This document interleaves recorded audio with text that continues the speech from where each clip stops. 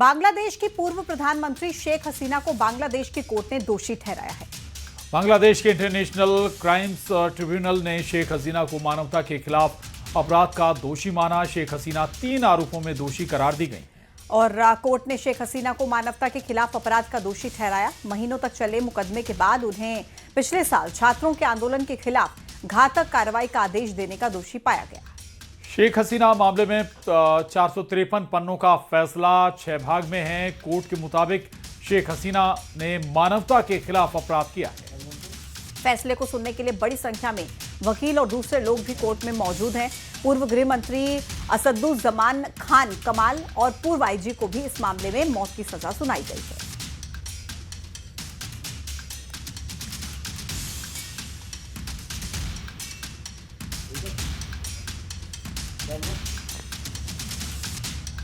We have decided to inflict her with only one sentence, that is sentence of death.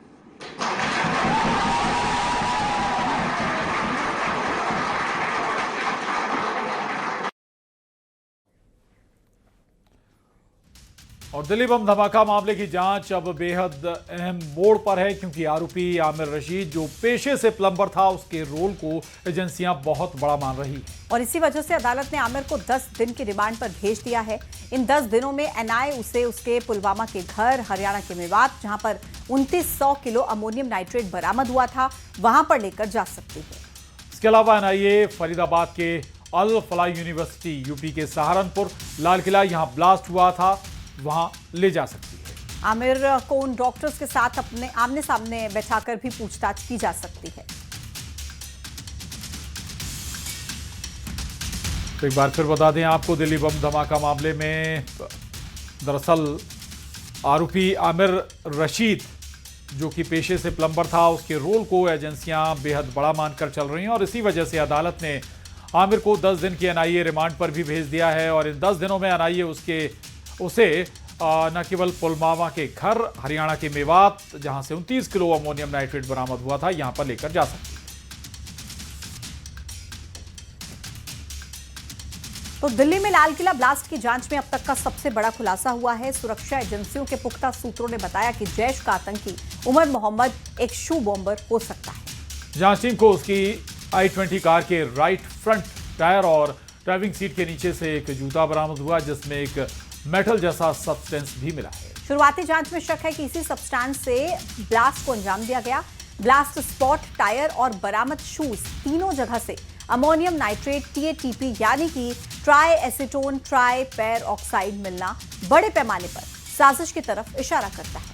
एजेंसियों को इस बात की भी तस्दीक हुई है कि जैश के आतंकियों ने बड़ी तादाद में ट्राई एसीटोन ट्राई पैर ऑक्साइड इकट्ठा कर रखा था, यानी किसी बड़े धमाके की प्लानिंग पहले से तैयार। इतना ही नहीं, अमोनियम नाइट्रेट के साथ ट्राई एसीटोन ट्राई पैर ऑक्साइड का इस्तेमाल हुआ, इसकी भी पुष्टि हो चुकी है। बड़ा खुलासा यह भी है कि मॉड्यूल को 20 लाख रुपए गिरफ्तार लेडी डॉक्टर शाहीन के जरिए दिए गए थे। और कार के पीछे की सीट के नीचे भी विस्फोटक के निशान मिले हैं, जिससे ये थ्योरी और ज्यादा मजबूत हो रही है कि उमर मोहम्मद ने ठीक उसी पैटर्न पर ब्लास्ट किया जैसा 2001 में अमेरिका की फ्लाइट में शू बॉम्बर रिचर्ड रीड ने करने की कोशिश की थी।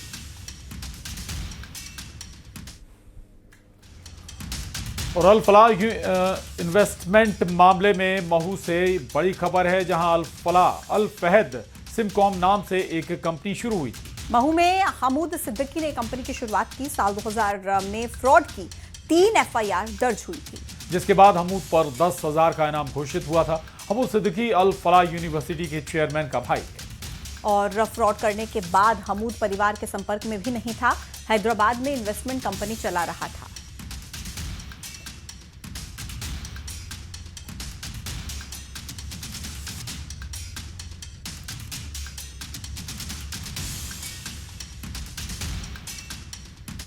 अ, 25 साल पुराना फरार इनामी आरोपी था हमूद सिद्दीकी।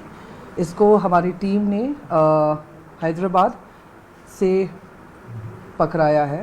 उनके खिलाफ 2000 में लगभग 3 अपराध पंजीबद्ध थे 420 के, और 1988 और 89 में राइटिंग और 307 के भी अपराध थे। और इनके अगेंस्ट हमने 10,000 का इनाम घोषणा की थी 2019 में। तो इसके परिप्रेक्ष्य में हमारी जो टीम गई थी वहाँ पे 4 लोगों का टीम गठन किया गया था और ये हमारा स्पेशल ड्राइव चल रहा है अभी कि हम जो हमारे यहाँ पे जो पुराने इनामी आरोपी हैं उन सबको पकड़ने का और जो फरारी पे चल। क्या मध्य प्रदेश मंत्रिमंडल में कोई फेरबदल होने वाला है? ये सवाल इसलिए क्योंकि एमपी में मंत्रिमंडल विस्तार को लेकर सुगबुगाहट शुरू हो गई है। राजनीतिक और प्रशासनिक गलियारों में मंत्रिमंडल विस्तार को लेकर चर्चाएं जारी। सूत्रों की माने तो मंत्रियों के 2 साल का रिव्यू किया जाएगा, किसने कैसा काम किया, और यह भी बताया जा रहा है कि मुख्यमंत्री ने मंत्रियों के परफॉर्मेंस की रिपोर्ट तैयार कर ली है, जिसे केंद्रीय नेतृत्व को भेज दिया गया है। अब उनके प्रभार वाले जिलों की समीक्षा की जा रही है। मंत्रियों के साथ विधायकों का भी रिपोर्ट कार्ड तैयार हो रहा है। सूत्रों का कहना है कि अगर मध्य प्रदेश में भी गुजरात फॉर्मूला लागू किया गया तो कई सीनियर विधायकों को दोबारा से मंत्री बनने का मौका मिल सकता है। वहीं मंत्रिमंडल के कुछ सीनियर सदस्यों को नई जिम्मेदारी भी मिल सकती है और जिन सीनियर विधायकों की मंत्रिमंडल में वापसी संभव है उनमें कई नाम शामिल हैं। लेकिन रेस में गोपाल भार्गव, मालिनी गौड़ का नाम सबसे आगे चल रहा है। अर्चना चिटनीस, अजय बिश्नोई को भी मंत्रिमंडल में जगह मिल सकती है। इसके अलावा हरिशंकर खटीक, ललिता यादव को भी मंत्री परिषद में शामिल होने की संभावना है।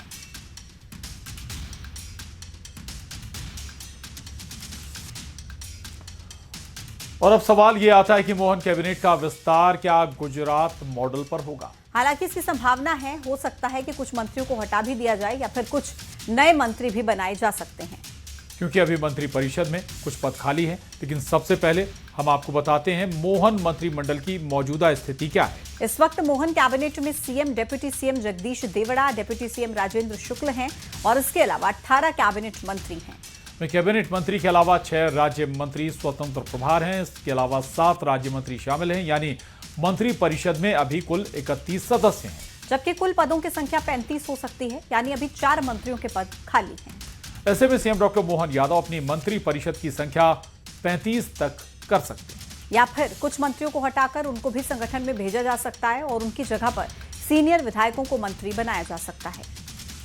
एमपी में मंत्री परिषद विस्तार को लेकर चर्चा जोर शोर से चल रही है। बीजेपी का कहना है कि ये एक प्रक्रिया है और सीएम का अपना अधिकार है। उधर कांग्रेस ने दावा किया कि बिहार में बम्पर जीत के बाद मोहन यादव से आलाकमान खुश है और इसलिए उनको मंत्री परिषद विस्तार का मौका दिया गया है। प्रत्येक विभाग की समीक्षा माननीय मुख्यमंत्री जी खुद स्वयं करते हैं, उसमें विभागीय मंत्री भी होते हैं, अधिकारी भी होते हैं। तो ये समय समय पर चलने वाली एक नियमित प्रक्रिया है जिसमें मध्य प्रदेश की सरकार करती आई है। तो मंत्रिमंडल में कौन होगा कौन नहीं होगा इसका कुछ? देखिए, माननीय मुख्यमंत्री जी का विशेषाधिकार है, उनकी टीम का विस्तार कब और कैसे होगा या नहीं होगा, माननीय मुख्यमंत्री जी तय करेंगे। हो सकता है इनको कुछ ड्रॉप कर दें, कुछ संगठन के काम से दिल्ली भेज दें, कहीं भेज दें। तो सुगबुगाहट तो तेज है और जब एक मुख्यमंत्री सशक्त हो जाता है तो अपनी सेना में इस तरह का फेरबदल करते ही